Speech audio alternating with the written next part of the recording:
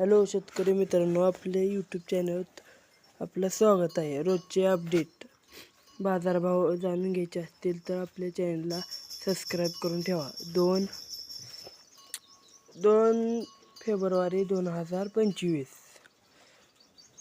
Soybean market 4000 ते 4500, उडीद 6500, हरभरा 6280 रुपये, ज्वारी 2100 रुपये, गहू 3100, बाजरी 3100 रुपये, कापूस 7425 रुपये, मूग 2200 रुपये, पपई 2000 रुपये, पेरू 2200.